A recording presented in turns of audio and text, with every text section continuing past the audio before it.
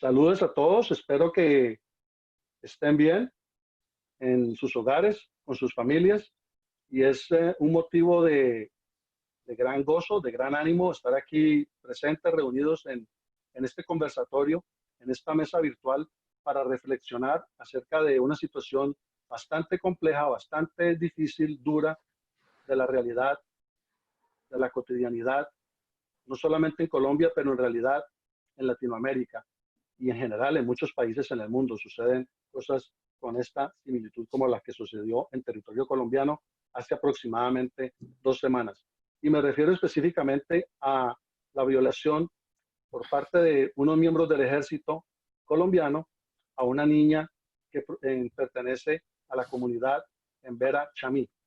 A este asunto nos vamos a referir en este conversatorio virtual para la reflexión y queda abierto para que los que estamos aquí participando en este conversatorio expresemos nuestras reflexiones, inquietudes, criterios y demás respecto a esta situación tan dura, tan compleja. Y para continuar en ese orden de ideas, tenemos a un grupo bastante interesante y están aquí, por ejemplo, en inicio mencionando a Isabel Torres, la cual es psicóloga clínica y todos aquí en esta mesa virtual conocemos con anterioridad, pero damos la oportunidad de que ella introduzca un poco cuál es su recorrido profesional, académico y personal. Gracias por acompañarnos a todos y por favor, Isabel, tienes un tiempo para ello. Gracias y qué gusto estar de nuevo aquí como si estuviéramos en la vieja cafetería, aprendiendo los unos de los otros, interrogando la realidad para, para poder responder también desde nuestro saber y desde nuestro oficio a lo que en este momento es urgente en nuestro país. Yo soy psicóloga clínica con estudios en música. Actualmente también me estoy formando en danza movimiento terapia. Hice una maestría en psicología y muchos años de mi vida los he dedicado a la docencia universitaria, también a la clínica y últimamente también tuve la oportunidad de trabajar con comunidades. Muchas gracias, eres muy amable y a continuación me permito presentarles a ustedes, a los demás, a los que escuchan este material tan interesante cuando sea publicado.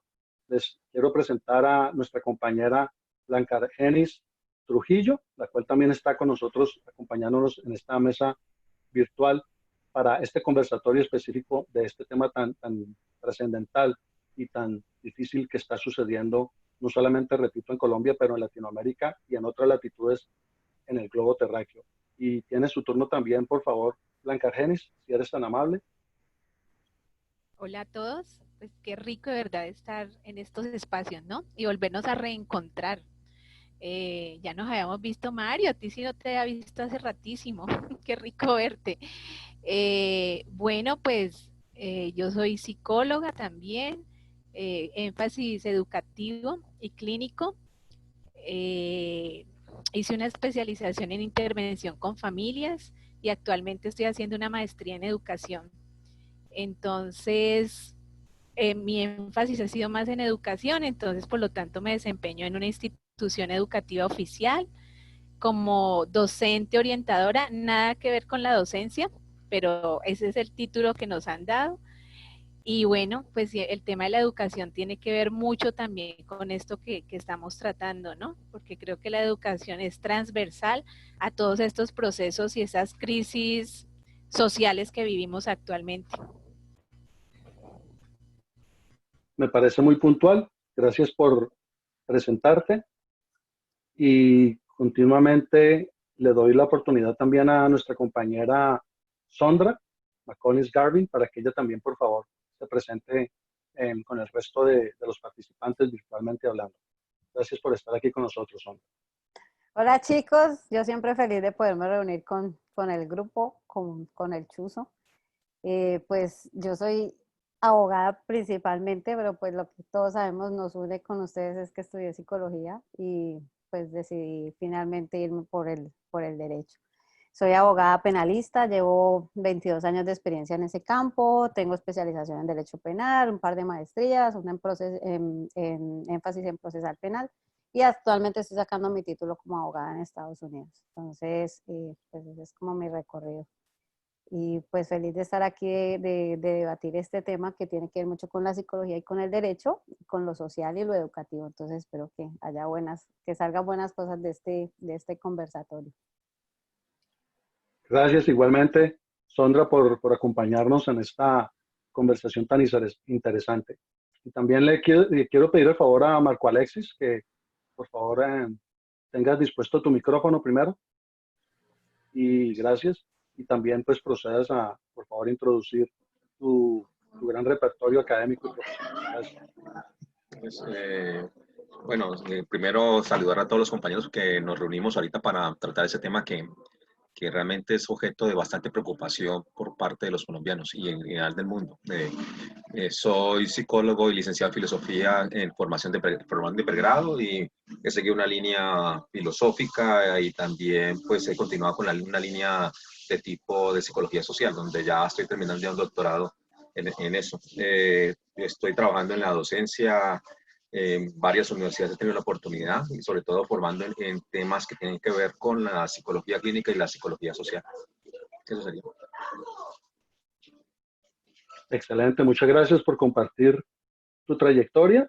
También, por favor, Mario Abadía, compañero nuestro de inicio de carrera académica. Por favor, Mario, tienes tu tiempo. Gracias. Hola, buenas, ¿cómo están? Saludos a todos. Me alegra mucho verlos. Voy a aprovechar para decir que creo que el tiempo no ha pasado por vosotros. Estáis todos muy iguales a como los vi la última vez, menos a Dalbert con su perilla. Bueno, como ya lo hemos dicho, somos todos egresados de la Universidad del Valle en psicología, yo en el énfasis de psicología clínica. Actualmente no trabajo propiamente en un campo psicológico, pero trabajo con personas todos los días a las que apoyo psicológicamente.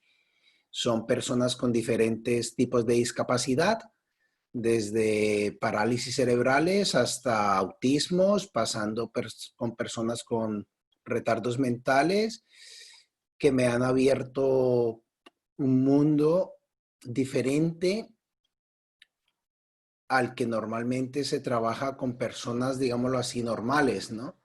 Que tienen una realidad diferente. Y esa realidad diferente a veces es muy emocionante, a veces es muy triste y a veces es muy, muy motivante. Y ya está. Me interesa mucho el tema este de la violación a la niña de la comunidad indígena, porque creo que hay mucho más aparte de lo que se pueda estar diciendo y que seguramente no será un caso único. Entonces me llama la atención porque se ha convertido en un caso tan mediático.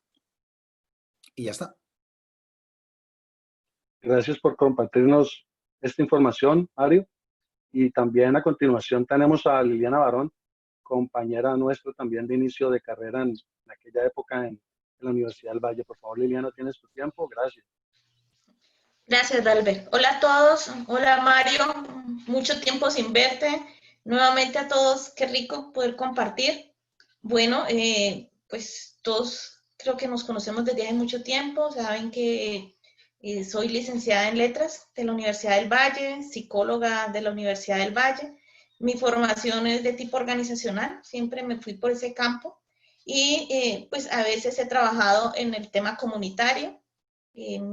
Tengo formación y certificación en coaching, que es pues un tema bastante, digamos, relevante para las organizaciones. Y durante los últimos más o menos 15, 16 años he estado trabajando en el campo organizacional. En la última empresa que trabajé estuve 8 años como jefe de gestión humana a nivel nacional de un distribuidor de Claro, Claro Colombia. Y bueno, muy contenta de poder participar aquí con ustedes en este espacio. Excelente, eres muy amable. Y también se encuentra con nosotros Juan Carlos Torres, también psicólogo. Y por favor, Juan Carlos, nos compartes parte de esa trayectoria tan interesante tuya, personal, profesional, académica, si eres tan amable. Bueno, muy buenas tardes a todos y todas. Igual que todos, muy contento de estar con todos y cada uno de ustedes porque creo que nuestros tiempos de universidad con cada uno se tejieron diferentes tipos de vínculo.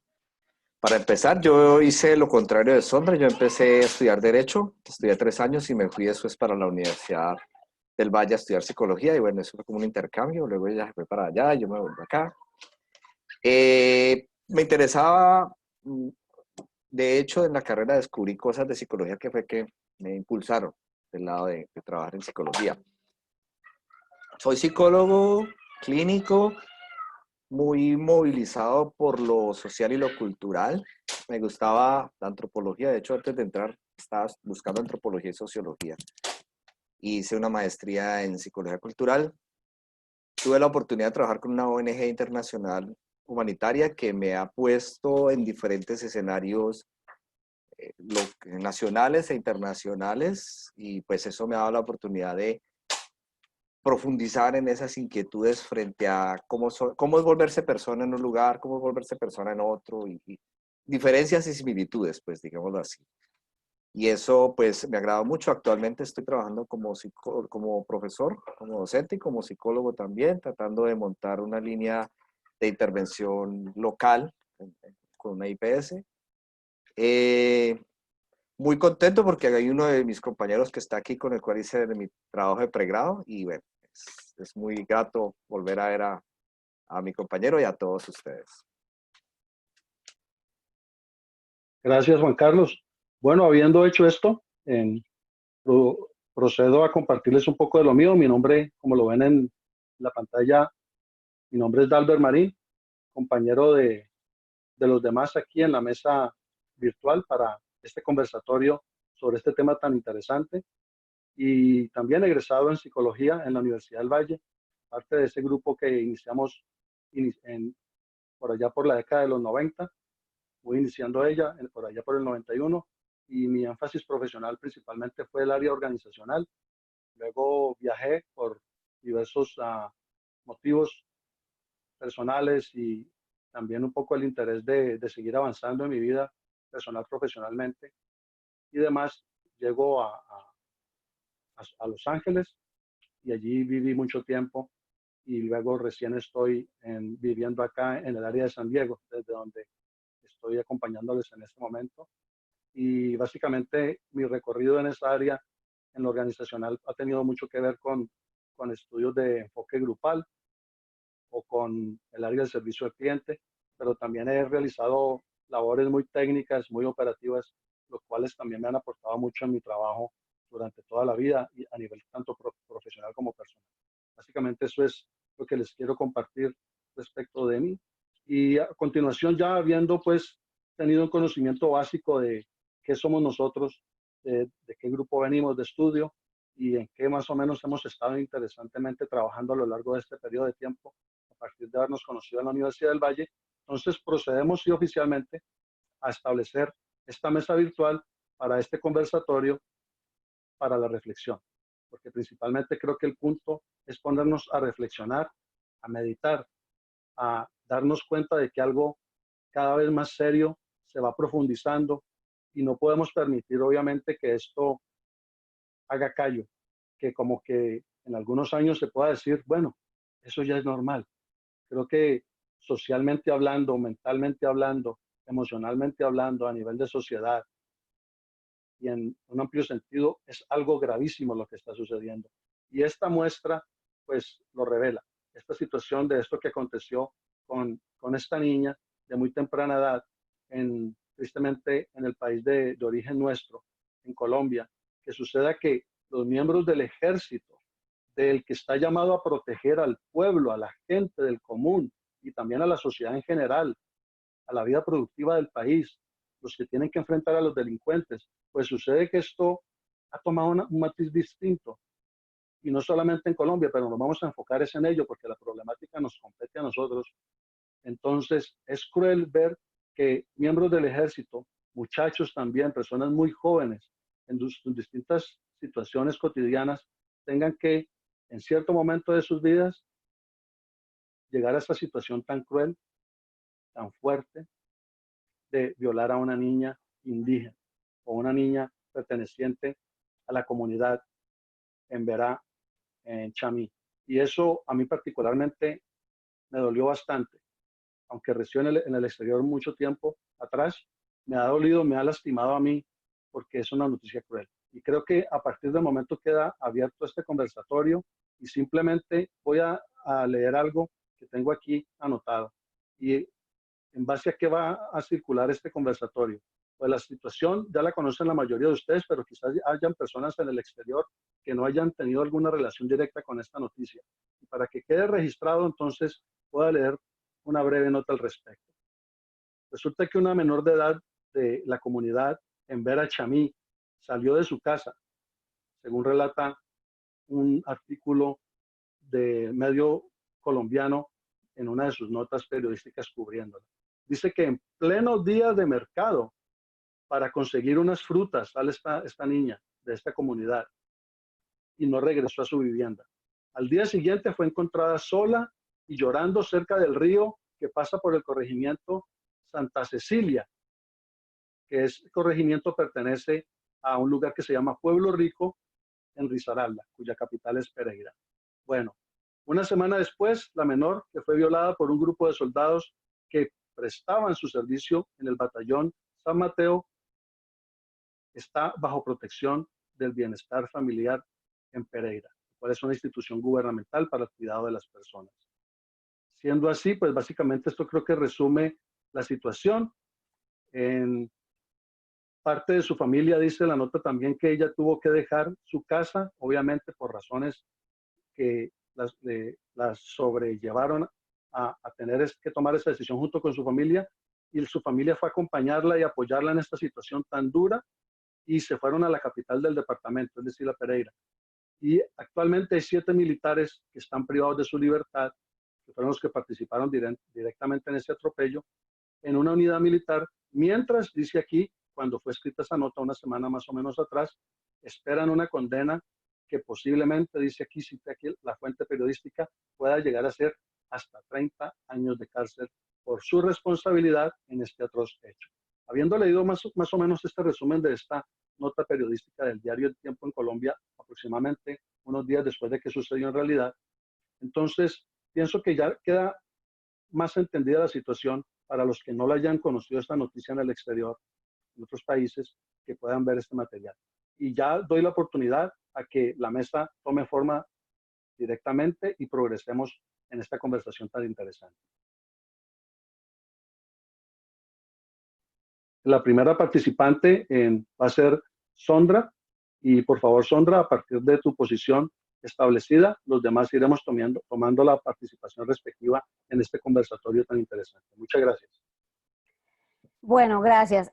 Bueno, muchachos, antes que de empezar, pues como hablar del tema, quiero invitarlos cordialmente a que se quiten de la cabeza la información que tienen de la prensa, ¿sí? Normalmente los que escriben en la prensa no son abogados y obviamente tampoco son psicólogos. Aquí vamos a tratar de hacer un análisis más objetivo respecto a esa situación, porque se trata de una crisis de nuestra sociedad. No vamos a hablar específicamente del hecho como tal, porque no se trata tampoco de revictimizar a la niña, pero yo sí les voy a traer unos elementos que no han visto en la prensa y les voy a traer unos elementos para que analicemos. No, tampoco vamos a hacer un juicio ad hoc aquí.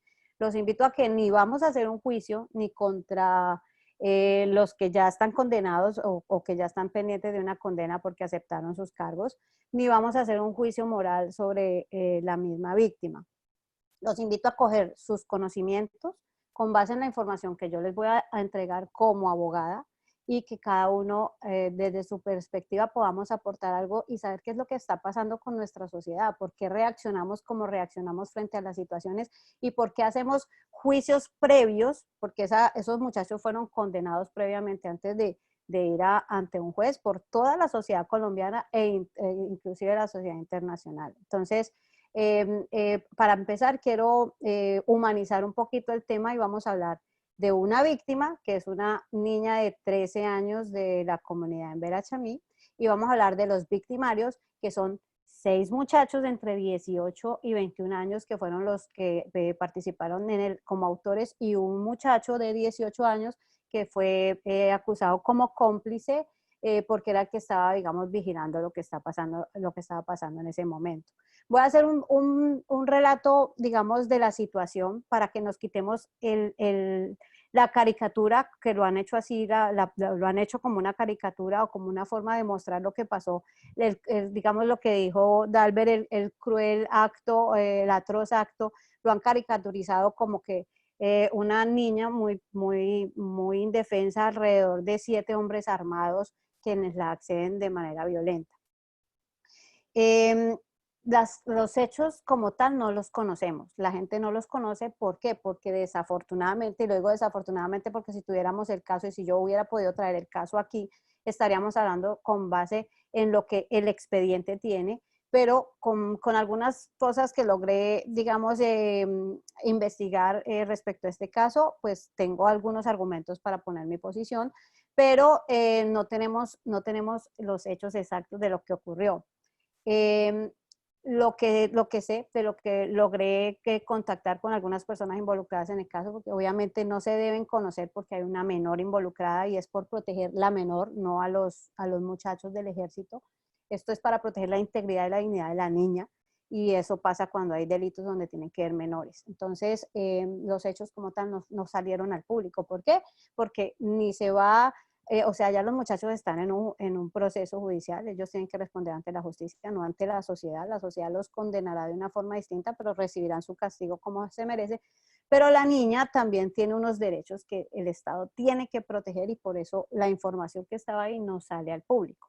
Entonces quiero que se desdibujen esa escena macabra de la niña chiquita, alrededor de 7 hombres armados disparándole, y que entonces ella, como dijeron algunos, no, pues es que ¿quién no consiente un acceso carnal si tengo 7 hombres armados, grandes, fuertes, que son los que están destinados a protegerme?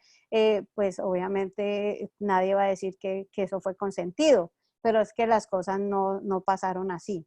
Estamos frente a un ente acusador que presenta un delito que se llama acceso carnal abusivo, que es diferente al acceso carnal violento. Pero las diferencias son en la denominación del hecho por las condiciones, los elementos del tipo penal, porque la pena es exactamente la misma. Quien comete acceso carnal abusivo, que significa tener relaciones sexuales consentidas con un menor de 14 años, es decir, el hijo de alguna de nosotras puede tener 18 años y tener una noviecita que va a cumplir 14, tiene 13, y tienen relaciones sexuales en su casa normal y corriente, ese muchacho está posible a tener una pena entre 12 y 20 años, porque es ilegal tener sexo con una menor de 14 años. Ese es el contexto que quiero que entiendan. Ahora, el otro, digamos, contexto es el acceso carnal violento, que es que cogen a la niña y la acceden sin su consentimiento, no la conocen, va por la calle o así la conozcan, ella no quiere y la toman a la fuerza y la penetran a la fuerza. Esa es la diferencia en el tipo. La pena es exactamente la misma. ¿Por qué se habla que hasta de 30 años? Porque hay unas condiciones de agravación. En este caso la agravación era porque eran varios y entonces se lo agravan de una tercera hasta la mitad, significa que ya se sube de 16 años a 30 años. Eso es en los dos casos, o sea, ya sea que fuera acceso carnal abusivo o ya sea que fuera acceso carnal violento. ¿Qué pasa con la fiscalía? ¿Por qué la gente estaba tan ofendida porque el fiscal no salió a decir que era acceso carnal violento? En este caso, el elemento, digamos, la única diferencia o una de las diferencias principales radica en que eso significa que la fiscalía estaba dando a entender que la niña consintió la violación. Si lo dibujamos como lo pusimos al principio, que son 7 hombres armados a su alrededor, pues obviamente, ¿cuál consentimiento? No hay consentimiento. Así ella ha dicho, bueno, sí, yo así por la buena, sí, no.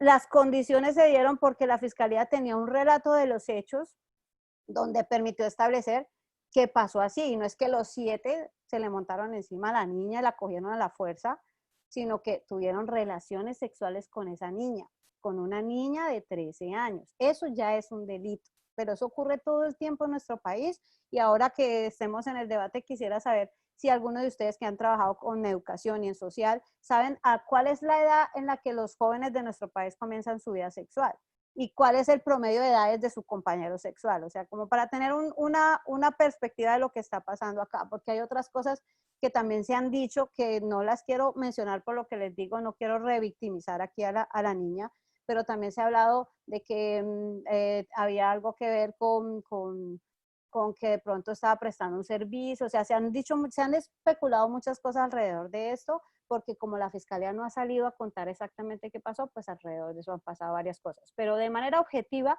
viendo el caso, lo que pasó para que la fiscalía tuviera que imputar ese delito y no el violento es porque las condiciones se dieron así. Primero, tengamos en cuenta que la familia no fue la que denunció fue un sargento del ejército, no fue la familia de la menor. Tampoco he visto ninguna manifestación de la comunidad tratando de decir que no se hizo justicia porque se hizo justicia. O sea, el delito se cometió y los jóvenes, ¿qué hicieron? Los jóvenes cuando se fue, la fiscalía fue, hizo las investigaciones en un tiempo récord. Eso no pasa en Colombia. Mire cuánto tiempo llevamos en otros casos esperando resultados. En 72 horas la fiscalía fue, hizo las interrogaciones, tomó evidencias, tomó entrevistas y los llamó y los 7 muchachos aceptaron que habían tenido relaciones sexuales con ella. Entonces, ¿qué hace la fiscalía en ese momento? Les va a decir, pues yo los voy a imputar a ustedes y los voy a imputar por violación. Ustedes accedieron carnalmente de manera violenta a esa niña. ¿Qué pueden decir los muchachos? Si yo fuera la abogada de los muchachos, pues traigan a la niña, la ponemos ahí a declarar, a ver sí, o sea, yo estoy diciendo que sí tuve, pero yo no voy a aceptar algo que no hice, tráiganla y miramos a ver qué fue lo que pasó, y eso eso sí hubiera sido una tragedia, pienso yo, porque pues ya de hecho ya es una tragedia, ya es un problema social, ya hay una tragedia para 7 familias de acá, para una comunidad entera acá, para una niña que obviamente debe estar pasando por unas condiciones bien complejas, y si el bienestar familiar también tenía parte en esto, algo también está pasando al interior de su familia, porque no en todos los casos de violación pasa que el bienestar tenga que intervenir y va a tomar la niña para sí, eso no pasa, hay acompañamiento, ustedes lo saben, hay acompañamiento social, hay acompañamiento psicológico, médico, psiquiátrico, etcétera, pero eso de que porque lo dijeron, que posiblemente el bienestar iba a tomar la niña, le iba a sacar de su entorno familiar y iba a tener la posibilidad pues de protegerla. Entonces hay muchas cosas y los invito a no ver las cosas en blanco y negro, porque en los procesos penales es una muestra de los matices que tiene nuestra sociedad. Y desafortunadamente nuestra sociedad está sufriendo una crisis muy grande y eso lo podemos ver con todo lo que está sucediendo. Entonces, en ese orden de ideas, yo quisiera que pudiéramos debatir, no, como les digo, no vamos a hacer un juicio ad hoc, no vamos ni a condenar a estos muchachos que ya están esperando una condena entre 16 y 30 años, ni vamos a revictimizar a la niña. Vamos a tratar de ver qué pasa aquí, por qué nuestra sociedad sale sin ningún criterio a opinar de algo que no saben. En Colombia se ha convertido que cada proceso penal, todos los 40 millones de colombianos salen a opinar, a ser fiscales y jueces sin ningún tipo de criterio. Y normalmente escuchamos una sola parte. ¿Dónde está la capacidad de escuchar las dos partes y poder ser objetivos frente a una situación tan compleja como esta? Eso es una desgracia para el ejército. Nosotros todos somos Colombia, o sea, el ejército colombiano es Colombia. Nosotros salir a hablar más de nuestro ejército implica decir que es nuestro país y todos somos de la misma comunidad. Entonces es una muestra y son nuestros hijos los que van a pagar servicios a nuestros hijos, somos nosotros. Entonces, ¿qué está pasando con nuestra sociedad? ¿Qué está pasando con nuestros jóvenes? ¿Cómo se está manejando el tema digamos, de la iniciación sexual y qué orientación tienen esos jóvenes, qué orientación tienen los padres? Y pues los invito a que empecemos a reflexionar alrededor de eso y entender, o por lo menos empezar a pensar, bueno, ¿por qué acceso carnal abusivo y no acceso carnal violento? ¿Qué pasó ahí? ¿Qué puede haber más allá de eso? Correcto. Pienso que es bastante interesante el planteamiento de nuestra compañera Sondra y desde la perspectiva de ella tan interesante como abogada penalista en lo cual se desempeña y en lo cual sigue estudiando. Entonces, yo precisamente leí en días pasados un artículo muy interesante que también me compartió por esos días Juan Carlos Torres, que nos acompaña a nosotros. El artículo se titula "Los soldados que violaron a la niña en Vera son el síntoma que no queremos ver". Y eso en parte es lo que está tratando de fomentar esa discusión, esa conversación que gira también en torno a ver los otros aspectos del espectro, de lo que está sucediendo, los otros matices, los otros ángulos de perspectiva. Entonces, al tener más detalles de lo que está alrededor de ese evento aislado en particular, más vamos a aprender como seres humanos nosotros, como profesionales, como padres de familia que tenemos hijas e hijos y que pudiéramos estar involucradas en aspectos similares. Y voy a leer parte de esos cuestionamientos en que hace este interesante artículo, que a propósito de ella lo hace Lucía González, quien es comisionada de la verdad. Reflexiona, dice, sobre las razones que pueden llevar a que una sociedad produzca militares capaces de apropiarse del cuerpo y el alma de una niña. Pregunta ella en la reflexión. ¿Y qué de los 7 jóvenes soldados? ¿Qué de ellos? ¿Qué de las demás responsabilidades? ¿Por qué nadie se pregunta por ellos? ¿Solo se les condena? ¿Acaso no son seres humanos?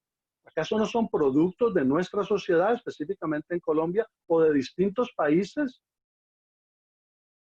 Ellos son el síntoma que no queremos ver. Y otros cuestionamientos giran en torno, por ejemplo, según esa misma nota, ese artículo tan interesante, de qué son productos esos 7 soldados. ¿Dónde se cuecen ese tipo de mentalidades? ¿Por qué en un momento de sus vidas, de sus existencias, fueron compelidos a ejercer ese comportamiento? ¿Cómo y por qué llegaron a ser violadores? ¿Qué les significó ese ser humano que lo pusieron a su servicio? ¿En qué momento y por qué perdieron de esa manera el juicio? ¿Qué pensarán hoy?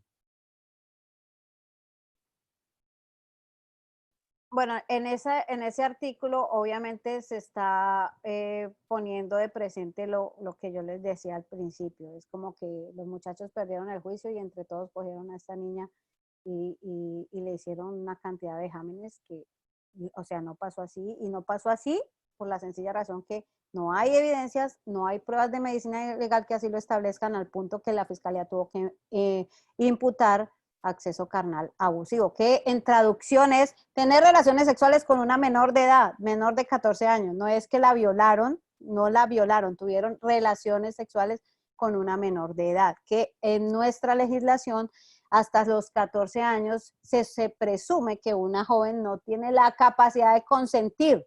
Sí lo puede hacer, pero si lo hace, la persona que la está accediendo, así ella ha dicho, sí, te quiero, te amo y quiero hacerte el amor, literal, no se puede, es un delito. Entonces, sí, ¿qué hay de la vida de esos muchachos? O sea, ¿dónde quedan en todo este conflicto? ¿Dónde quedan como jóvenes que fueron enviados allá a prestar su servicio, a lo mejor ni bachilleres, a lo mejor sin futuro, a lo mejor en unas condiciones precarias y ahora todavía más jodidos por nuestra propia sociedad, por el sistema y aparte de eso, obviamente, porque van a quedar condenados y con un antecedente judicial que los va a marcar de por vida, porque no es lo mismo salir de la cárcel por hurto a salir por violador. O sea, eso de rango, ese rótulo de violadores no se los va a quitar ya nadie el resto de la vida.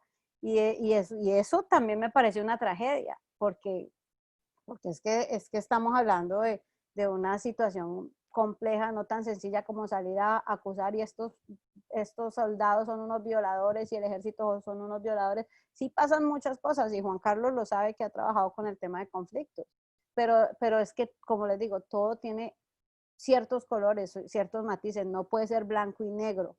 Hay que analizar las cosas y hay que escuchar al otro, hay que saber por lo menos qué fue lo que pasó o hacernos preguntas. ¿Por qué se está diciendo esto y por qué no lo otro? ¿Por qué la fiscalía dudó tanto? ¿Y por qué los muchachos aceptaron y simplemente aceptaron su responsabilidad y van a ir pues a no a ir a un juicio a debatir su responsabilidad como hubieran podido hacerlo, y esto hubiera tardado 1 año, 2 años, 3 años y hasta más, y ahí estaríamos en ese proceso de saber qué pasó. Ellos aceptaron su responsabilidad y la gente debería estar contenta porque listo, se hizo justicia. ¿Por qué la gente está inconforme? ¿Por qué la gente sigue ofendida porque ellos no aceptaron que la violaron? No entiendo.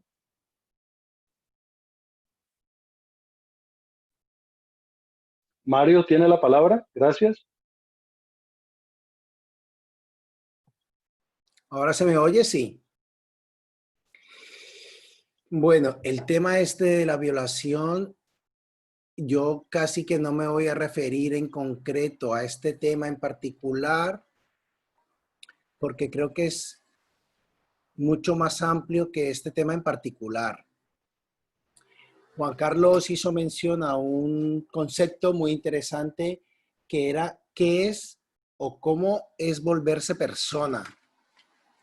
Y claro, casi que es algo cultural, ¿no? Como en el volverse persona hay enmarcadas una serie de reglas y de normas que aprendemos por nuestra educación, por nuestros padres, por el contexto en el que vivimos, que nos dicen qué está bien y qué está mal.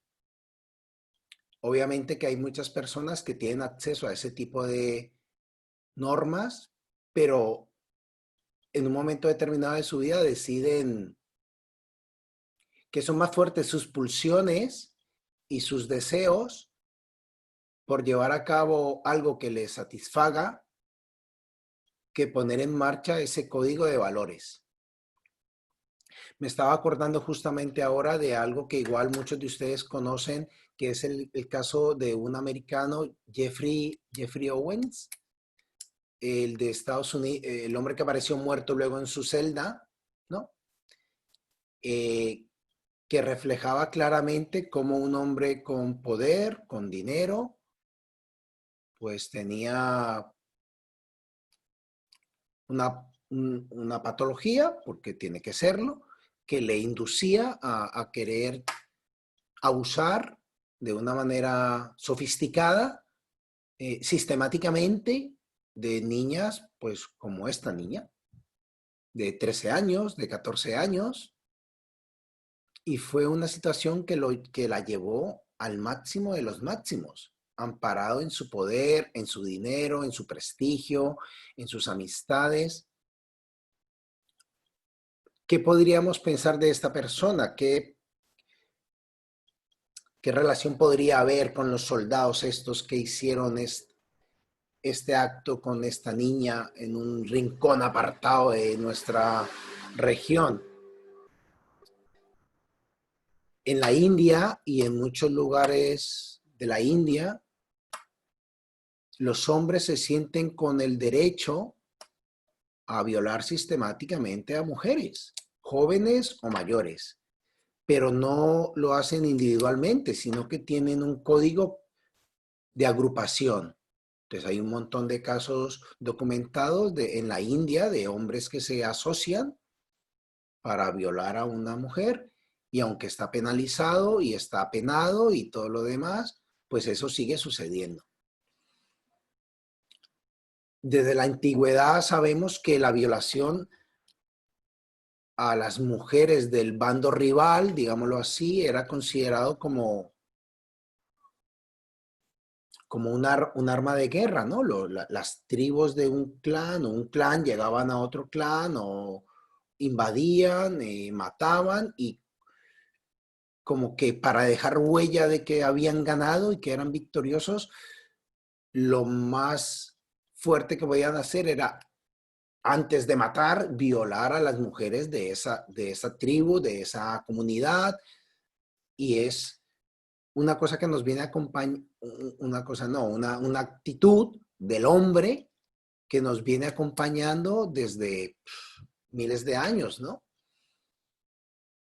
Claro que este es un tema concreto, claro y preciso, pero no es más que un caso más entre miles que hay. Entonces, luego podemos sumar todo el sistema mediático, por qué ahora se le ha dado más importancia. Seguramente no será el único caso de violación, ni siquiera por parte miembros del ejército colombiano, porque seguramente lo habrán hecho guerrilleros, miembros del Estado del Ejército, los paramilitares, personas del común, en el barrio de al lado, los 4 amigos que se juntaron para eso. Y creo que desgraciadamente es algo mucho más complejo, que tiene que ver con la raza humana y en específico con nosotros los hombres, porque este tipo de casos culturalmente no se ven de las mujeres hacia los hombres. Y ya está.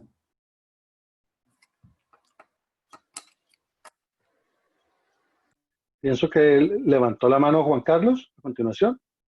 Gracias, Juan Carlos, por favor, tienes la palabra. Eres tan amable. Bueno, voy a ir tejiendo información que se ha ido poniendo. Lo primero es recordar que Colombia no es una sola nación. Es muy diferente lo rural a lo urbano. Las comunidades retiradas y de etnias específicas a lo urbano, y también en lo urbano tenemos diferencias. Tengo la oportunidad de recorrer y de vivir en comunidades, en la comunidad Barí, en el norte de Santander, por muchos años, y en otras comunidades conociendo. Entonces es importante poder dar cuenta de que Colombia, es un país regional, tenemos muchos países dentro de un país. Lo segundo es recordar que dentro de la construcción humana somos multisistémicos: sistema penal, sistema social, sistema económico, sistema político, medios de comunicación. Eso tiene que ver un poco, y lo pongo en el tapete, cómo todo esto está movilizando o moviendo muchos sistemas, más allá del penal. O sea, no es solamente lo penal. Lo tercero es que en esta comunidad donde ocurrió el hecho, el alcalde es indígena, es embera. Y esto lo pone en contexto porque en ocasiones tener del lado de la parte del Ejecutivo una figura de estas hace una diferencia que no tenerla. Por eso uno de los puntos que se tomó en consideración es que el alcalde estaba pendiente, no iba a quedar esto, digamos, en silencio. Lo otro, lo que acaba de decir Mario. ¿Cuál es el problema de un país como Colombia, un país en conflicto armado? No de hace 50 años, tenemos un conflicto social desde hace 200 años, desde que supuestamente nos independizamos, pero hemos tenido múltiples guerras, conflictos y reorganizaciones, 14 constituciones, bueno, en fin, no es sencillo el panorama colombiano. Y lo que decía Mario, sí, en este país particular, estamos hablando de personas con arma y poder frente a sociedad civil. Y ha pasado, y seguirá pasando probablemente, que estas personas con armas y poder, sean estatales, paraestatales o contraestatales, además de su posición frente al conflicto armado y los intereses que cada quien sirve para un sector político, social, económico, como se quiera, defendiendo unas banderas y atacando otras, hay un aspecto muy particular, y es en términos de la tropa. Tuve la oportunidad de prestar servicio militar y conocer también por dentro cómo funciona esto de la tropa. Hay un asunto muy particular, y es sobre el control social sobre estas personas con armas, que implica un poder. Y un poder que en ocasiones está amparado en una zona. Yo estuve en zonas, o he estado en zonas donde X grupo armado es el poder de la zona y es el que manda. Y en otra, otro. Y ejercen en algunos puntos, particularmente todos estos actores hacen función de ley social, en tanto regulador de relaciones entre lo que se puede y lo no se puede. Hablo de estatales, paraestatales y contraestatales. Hacen una función organizativa, social, pero también tienen excesos. Todos y cada uno de esos grupos tienen excesos. Y los excesos van desde la tropa, que tiene alguna participación, digamos, en esto de la sexualidad, para poner el caso puntual de la aterrizadora, hasta el ejercicio del control de las vidas. No solamente el control del cuerpo sobre una mujer en este caso, sino sobre las vidas de los otros. Esto ya ayuda a pensar, y lo pongo, no lo quiero agotar aquí, voy a poner solamente en el tintero las coordenadas específicas que tiene que ver con esto. Esta zona donde ocurrió es la zona limítrofe entre Risaralda y Chocó, que actualmente está en disputa porque uno de los actores armados ha salido en un proceso de paz un tanto fallido, y dos, hay uno de los actores contraestatales que ha tomado muchas más fuerzas, y hay tres, presencia de actores estatales y paraestatales tratando de tener control sobre la zona.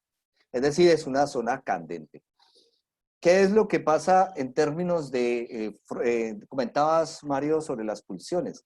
En tiempos de guerras y de conflictos y todo esto, lo primero que siempre se sufre, bueno, inclusive en campos de refugiados, lo primero que se va en lastre es la sexualidad. El abuso sexual infantil es lo primero que va a ocurrir, que es una desregulación de las relaciones humanas.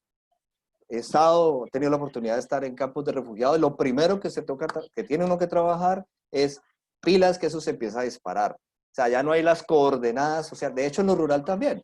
En lo rural, muy lejos de un ordenamiento simbólico cobijante, empiezan a haber este tipo de manifestaciones sin una regulación amparada en el estatuto de ley, y quiero nombrar ley en lo simbólico, que hace efecto en lo jurídico.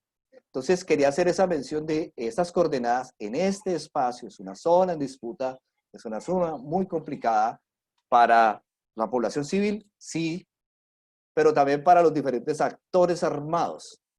En estas situaciones está todo el tiempo el tema de la vida, y el tema de lo que devuelve a la vida en muchas ocasiones es lo sexual, pero también el tema de lo tanático, de la muerte. Entonces es una situación muy candente. Ahora, sobre el efecto mediático y político, pues para nadie es un secreto lo que ocurre en nuestro país. Acabo de mencionar el asunto de un proceso de paz que tiende a lo fallido por intereses y todo eso. Entonces, es también un elemento muy particular que se viraliza y se potencializa en tanto va a mostrar una punta que sirve para muchos de realmente lo que ha ocurrido en el conflicto. He tenido la opción de trabajar en muchos aspectos, en diferentes zonas donde hay mucho conflicto, y el asunto no es pensar en patologías individuales, sino en una sociedad que permite, que regula o deja de hacerlo, y en ese sentido habrían demasiados o muchos riesgos como el acontecimiento. Quería hacer solamente esa acotación por ahora. Gracias por tu perspectiva tan interesante. Una persona como tú, que ha estado vinculado, pues obviamente, inclusive a organizaciones no gubernamentales, y que tienen un recorrido por amplia zona del territorio colombiano, y sabes a lo que te refieres. Yo en mi respectiva investigación que hice, pues me enteré que los emberas son un pueblo originario y que está repartido en diferentes puntos del territorio colombiano. Y encontré que este pueblo, estas personas, este grupo humano, sufre constantemente, con mucha frecuencia, la necesidad de desplazarse por gran parte del territorio nacional, debido a lo que tú estás mencionando anteriormente, precisamente la violencia armada y las condiciones sociales tan complejas que existen en ciertas áreas. Entonces, se habla de que inclusive se les da hasta en la capital de la República, en Bogotá misma, a personas de estas, representantes de estas comunidades étnicas, de estos grupos humanos que son parte del país como tal, originarios de allí, de cientos de años atrás, y que tienen que estar inclusive en la capital en unas condiciones tan crueles, tan duras, en condiciones ambientales, obviamente, por el frío y demás, y ellos que quizá no tengan esa preparación para estar adaptados a esa temperatura o a esa altitud, tengan que estar allí para conseguir el ingreso necesario para subsistir. y eso pues le añade más leña al carbón, como diríamos nosotros. ¿Alguien más tomaría la palabra en estos momentos? Marco Alexis, gracias, por favor. Bueno, quisiera decir varias cosas y lo quiero decir más bien desde una perspectiva muy de tipo social, crítica, frente a lo que ha ocurrido. Ese es un hecho que evidentemente ha tenido trascendencia y una trascendencia mayor de lo que pudo haber tenido otros tipos de eventos parecidos a los que aquí se nombran. El tema de la violación es un tema muy frecuente y muy frecuente en Colombia y la mayoría de las veces, hay que reconocerlo, no se hace justicia. Siempre se enreda la piola, las personas que pueden estar implicadas terminan de una u otra manera libradas gracias a muchos tipos de estrategias jurídicas, dilataciones o cosas por el estilo, que permite que finalmente el hecho queda sin castigo de ninguna clase. Es claro que este es un hecho muy atípico, sobre todo en el hecho de la condena que hizo creo que ya propiamente condenados o están en proceso ya claramente de dictar sentencias. No estoy seguro si eso ya se ha logrado, pero ya hay reconocimiento de que ese hecho ocurrió, ya reconocieron los que lo hicieron, que quiénes fueron y en calidad de qué, de actores o cómplices de la situación, eso ya en cierta manera está resuelto. Aquí hay mucha relevancia por muchas razones. La principal es porque está implicada el ejército. Y esto pasa en un momento donde el ejército de Colombia está siendo objeto de muchos cuestionamientos. Si hay un año negro para el ejército colombiano, es este, frente a la imagen que está proyectando para el pueblo colombiano. Ha estado envuelto en demasiados tipos de cuestionamientos que empezaron propiamente hasta el año pasado, frente a unas directrices que se les habían planteado de que eventualmente tenían que ser bastante eficientes en la lucha armada que ellos sabían en la que todavía nos encontramos. Entonces apareció un cuestionamiento de tipo internacional, y esto no lo estoy diciendo de manera como tangencial, sino como un elemento que se tiene que considerar para entender lo que está pasando acá. La comunidad internacional le estuvo reclamando a Colombia si se estaba utilizando la violencia por parte del ejército como una manera para obtener resultados, o sea, más allá de lo que es legalmente aceptable, porque eso podrían ocurrir eventos que no son aceptables dentro de ningún tipo de marco jurídico. El evento, en cierta manera, evoca algo de eso. No solamente está la directriz de que eventualmente puedan asesinar a personas en situaciones que se encuentran indefensas, que es un poco el cuestionamiento que se le hizo por parte de la comunidad internacional a Colombia, y que fue precisamente un periodista norteamericano que fue el encargado de denunciar ese tipo de hecho, y que las autoridades colombianas no estaban anunciándolo, sino que en este hecho queda como la pregunta si el ejército también está utilizando la violencia sexual como una manera para enfrentar el conflicto armado. O sea, hay como esa inquietud, fue el primer sinsabor. Entonces, esto adquirió muy rápida relevancia, precisamente en ese contexto de cuestionamiento del ejército. Primero pasó lo de las directrices, luego lo de las chuzadas que le estaba haciendo desde el ejército a los opositores, después apareció otro evento, recuerdo, y ahorita aparece el tema de la violación. Entonces, es la pregunta de, ¿y entonces el ejército en qué está involucrado? ¿Será que esto es una directriz propiamente del Ejército de Colombia, de estar haciendo chuzadas, matando gente y además violando niñas? ¿O es un hecho casual de unos 3 o 4 o 5 que de manera accidental pues, eventualmente se dejaron llevar por sus pulsiones y por eso cometieron ese tipo de delito? La sociedad colombiana, diría yo, ese asunto no lo tiene como muy claro. O sea, a pesar de lo que pueda parecer, eso no es un asunto como que esté tan claro de si fueron 3 o 4 manzanas podridas del ejército que eventualmente pudieron haber hecho ese tipo de cosas, o si de pronto hay un componente de tipo estructural en la organización que puede estar patrocinando, favoreciendo ese tipo de cuestiones. Lo que es claro es que se pudo resolver. Se pudo resolver dentro del ámbito de justicia, llamando mucho la atención la rapidez con la que se pudo lograr ese tipo de cosas. Que sea lo mismo que se diga que fue un acceso carnal abusivo o fue un acceso carnal violento y que penalmente no tenga ningún tipo de diferencia, tal vez sí, pero simbólicamente no es lo mismo. O sea, no es lo mismo decir a alguien que abusó, que tuvo acceso carnal, que tuvo sexo con una menor de edad, porque ella aceptó, y otra cosa es muy distinta a decir que ese acceso carnal se dio con violencia. ¿Cuál es el efecto? ¿Cuál es la diferencia? En que se invisibiliza la violencia. Y eso tiene un componente fuertemente de tipo simbólico, con implicaciones de diferente tipo. Sobre todo en un contexto internacional que cada vez reclama mucho más que ese tipo de acciones, ese tipo de circunstancias no estén ocurriendo. Y en este caso me estoy refiriendo a algo que de cierta manera te estaba anticipando también Mario, lo que ocurrió allá en España. El caso de una chica estando en una fiesta y ocurrió que la manada, pues que no recuerdo bien cuántos que fueron los que estuvieron ahí implicados, fueron como 5, 4, no recuerdo exactamente, y al final pues ocurre el evento. La sociedad quiere un castigo ejemplar, no solamente en términos de pena, sino también en términos de implicaciones simbólicas. O sea, la sociedad también reclama que ese tipo de conducta sea claramente nombrada de la manera como corresponde. O sea, si hay violencia allí, no hay que invisibilizarla simbólicamente, hay que nombrarla como corresponde. Si finalmente es lo mismo, ¿por qué entonces no le ponen lo uno y lo otro? O sea, si pareciera que las implicaciones jurídicas son las mismas, pues entonces coloquémoslo como corresponde, porque de esa manera le estamos mandando un mensaje a la sociedad. O sea, el problema exactamente es eso, el mensaje, no solamente el hecho de que se haga justicia, sino como nosotros como sociedad, si aceptamos o no ese tipo de circunstancias. Y en términos generales, no aceptamos que una menor de edad, una menor de 14 años, 7 mayores de edad, terminen teniendo sexo con esa niña.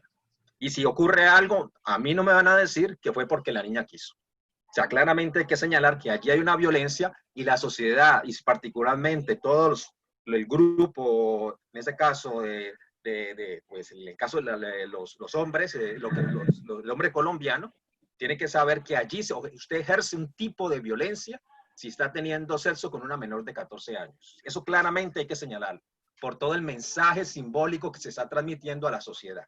O sea, el asunto no es solamente resolver, o sea, en el derecho nunca el asunto es resolver un caso, sino también que ese tipo de hecho no se termine reproduciendo en el tiempo. Y para que ese tipo de eventos no se estén reproduciendo en el tiempo, ahí es donde adquiere extremada importancia la manera como se puede estar nombrando ese tipo de hecho.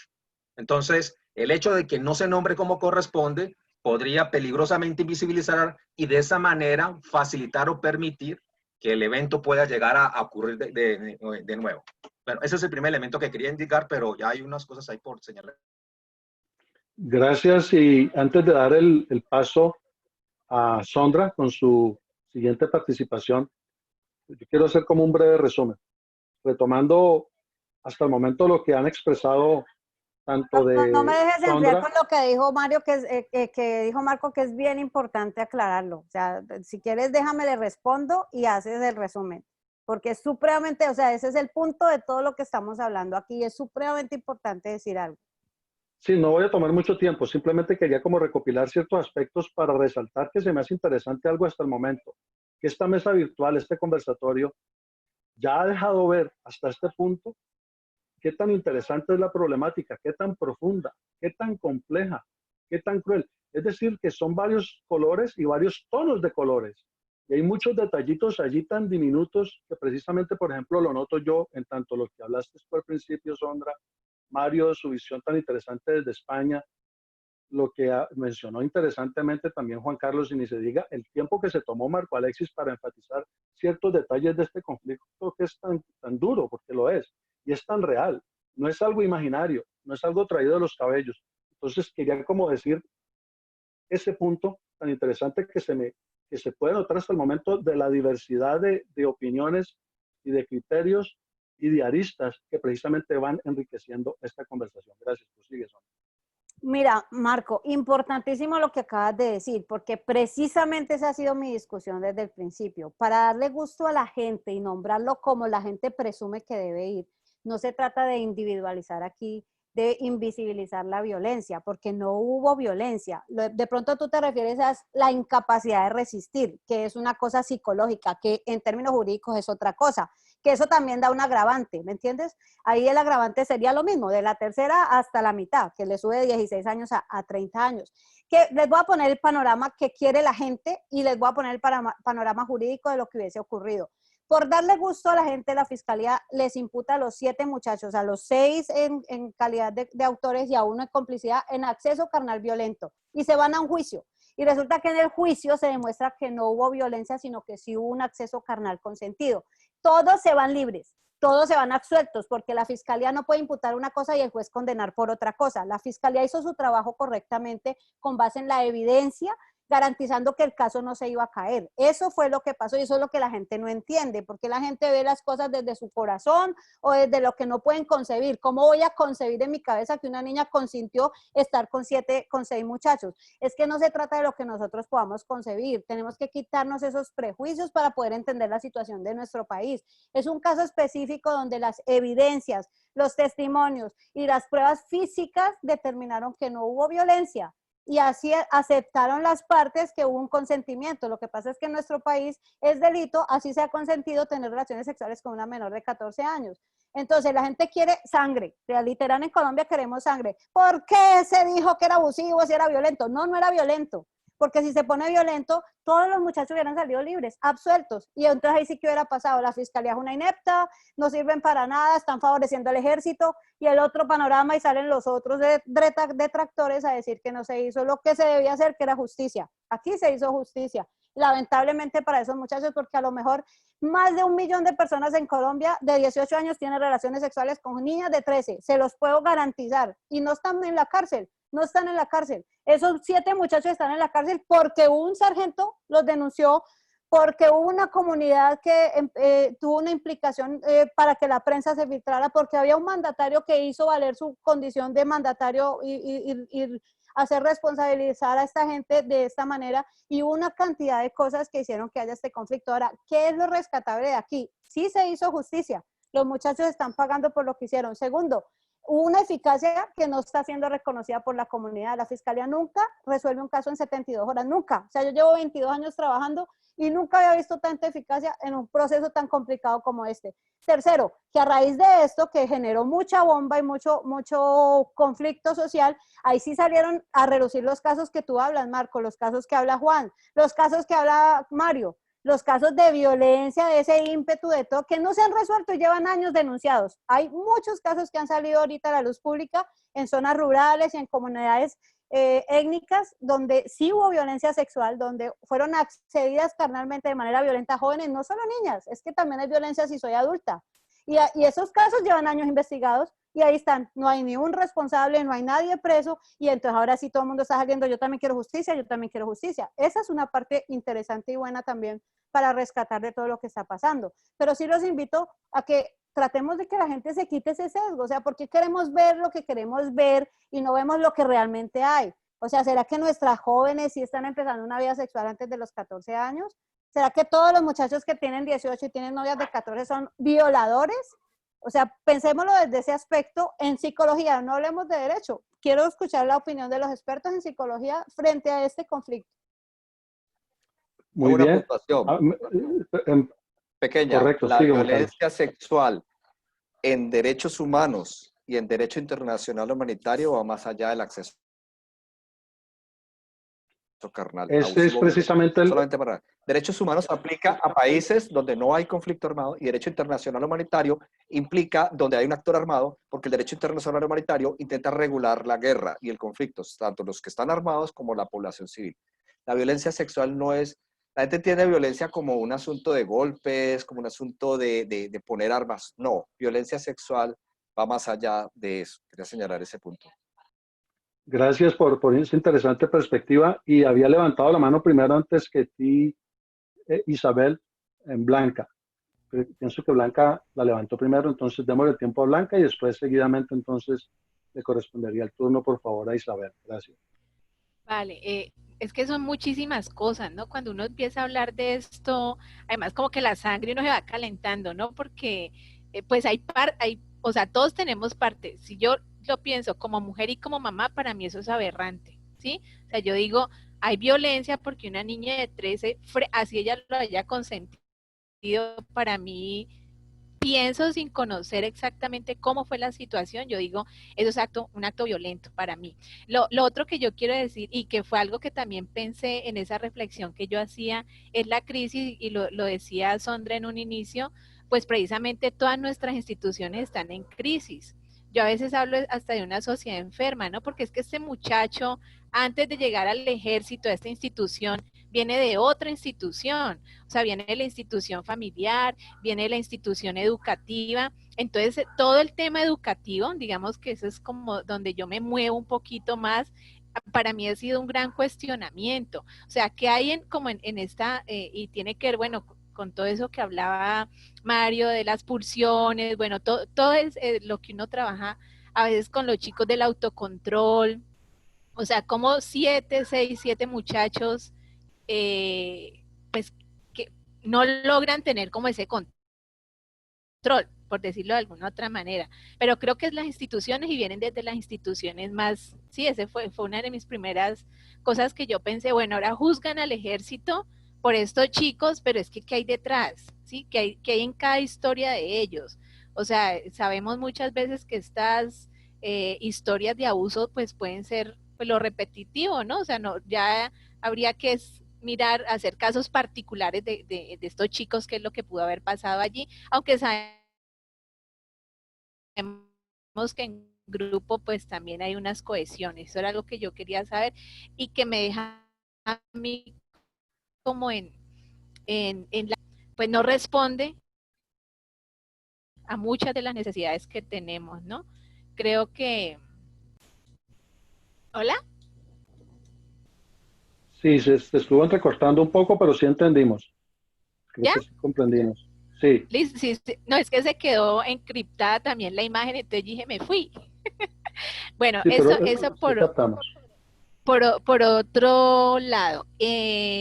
Y lo que decía Sondra, claro, o sea, por ejemplo, a mí se me presentó una situación en el colegio donde la niña de 12 años le gustó el muchachito de 15 años y en un descuidito, porque fue en un descuidito, pues ella tuvo su primera relación sexual con este chico. En el hospital, ¿qué es lo que le hacen a la niña de 12 años? Le hacen todo el protocolo pues de abuso, le hicieron todo el protocolo de abuso. Y como es mayor de 14 años el chico, le dijeron a la mamá, si usted quiere pone una denuncia. La señora dijo, no, yo no voy a hacer eso. Y sería un caso, ¿sí? De acceso carnal abusivo, pero igual la niña quiso. Entonces, y eso es pan diario de las instituciones educativas, ¿sí? Y por eso vuelvo a lo de la educación, o sea, o es desconocimiento o no estamos haciendo bien la tarea, ¿sí? Eso es lo que yo quería decir. Y la tarea, vuelvo y digo, desde la institución básica que es la familia. Eso es lo que quería Se, como decir. se me hace muy valioso, como lo podemos notar, desde el área educativa, que es en lo que trabaja Blanca, del área clínica, psicosocial, que trabajan los demás, y el área del derecho. Se me hace enriquecedor esta conversación. Seguía en la conversación en ese orden Isabel, y luego había levantado la mano después de Isabel, Marco Alexis. Gracias. Pues a mí, si uno ve el panorama tan complejo en términos de lo mediático, la necesidad incluso de politizar experiencias tan dolorosas como esta que vive una niña, que viven unos chicos pues muy jovencitos, un país que ha vivido la impunidad como una regla, un Estado que, que no es fiable para muchos. Entonces vemos un terreno como muy anegado para poder en un momento determinado pensar que la justicia o que la ley nos devolvería ese sentido tan roto que tenemos de la justicia. Y pensaba que frente a estas instancias que se han empobrecido y que se han derruido frente a nosotros, pues aún estamos nosotros como colectivo y aún estamos nosotros como aquellos que podríamos hacer, me pareció que Juancho habló del cobijo simbólico, que podríamos restituir ese cobijo simbólico que haga que esto sea impensable porque yo no lo soportaría. Es decir, yo no tendría esa relación con esta niña que así fuese consentido. Ahí debió haber algún tipo de violencia para que ella, no digo ni siquiera, no estoy hablando ni siquiera de la violencia del acto en sí, sino de lo que pasa con comunidades que han sido sacadas de su territorio y que para sobrevivir, muy probablemente muchos de ellos y muchas de ellas han recurrido, por ejemplo, a que ese territorio sagrado de su cuerpo sea entregado a cambio de dinero, a cambio de que se les permita estar en un lugar. Y eso pues lo vemos con las niñas emberas, pero lo vemos también en las tiendas que quedan cerca a los colegios, que un bombombún, un pastelito, es el precio con el que una persona adulta o un jovencito paga el cuerpo de un niño o de una niña. Entonces, pensaba yo en la necesidad que tenemos nosotros como psicólogos de seguir trabajando a que esos elementos simbólicos que son los únicos que podrían hacerle frente a la pulsión, es decir, no, eso no lo hago. Ese tejido simbólico que podría rescatar a una niña que en un momento determinado piense que esa es una opción, diga no, eso no lo hago, no lo hago con mi cuerpo. Y pensar en que ese tejido simbólico que nos lo da, pues, en este caso, una cultura tan herida, es el que nos muestra que para algunos esto empieza a resultar natural y ahí es donde uno empieza a sentirse pues bastante aterrado. Incluso si hubiese sido violento en los términos en los que estamos hablando aquí, que ella fue obligada, para algunos eso podría parecer natural, porque hemos sido, creo yo, que con tanto dolor y con experiencias tan difíciles de elaborar, hemos ido silenciando nuestra capacidad de sentir con el otro. Primero hemos ido silenciando, y en eso estoy de acuerdo con Blanca, en los terrenos de la educación, nosotros no les estamos permitiendo a nuestras niñas y a nuestros niños sentir su cuerpo. Por tanto, ese no será un territorio que uno no siente, no puede ser un territorio de lo sagrado. Nosotros los llevamos muchas veces a la escuela a que se llenen de contenidos, pero nunca los llevamos a sentirse a sí mismos. Y quien no se siente a sí mismo no será capaz tampoco de sentir al otro. Esa capacidad empática parte de una capacidad y una posibilidad que tengamos de encuentro profundo con el otro. Y eso yo pienso que nosotros lo estamos perdiendo. Y así el dolor del otro, la confusión del otro, generalmente nos va a resbalar. Yo me la pienso mucho. ¿Cómo hacemos para que tanto dolor no nos anestesie el alma? Y pues mi respuesta es que eso pasa a través de los lenguajes estéticos, artísticos, cotidianos, que hacen que lo insoportable sea soportable para ver si ahora sí podemos darnos un chance de transformarlo. Gracias, y a continuación, Marco Alexis también había levantado su mano. Gracias. Yo los escucho muy psicológicos, o sea, y sobre todo de una psicología muy individual.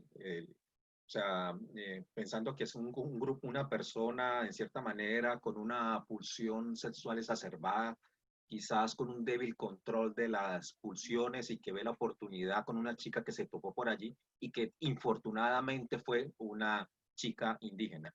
O sea, si hacemos esa lectura individualista y sobre todo de temas de pulsión, así termina interpretadas las cosas. Se trata de 7 chicos llevados por sus pulsiones. Infortunadamente se toparon con una chica menor de edad. Infortunadamente era una indígena, pertenecía al grupo étnico de los Embera, y terminaron teniendo sexo 7 con ellas y esa fue la circunstancia. Si se hace una lectura más social, si quiere, más de psicología de grupos, pues por ejemplo, uno diría, la elección de la víctima de pronto no fue tan casual. O sea, y también hay dentro de las líneas de lo que es el análisis del evento, hay todo un desarrollo de la victimología precisamente que habla que aquí será casual precisamente que estos 7 jóvenes, no vamos a decir primero que son del ejército, sino estos 7 jóvenes será casual que hayan elegido a un indígena. Allí hay algo que decir con respecto a que la víctima haya sido indígena o no.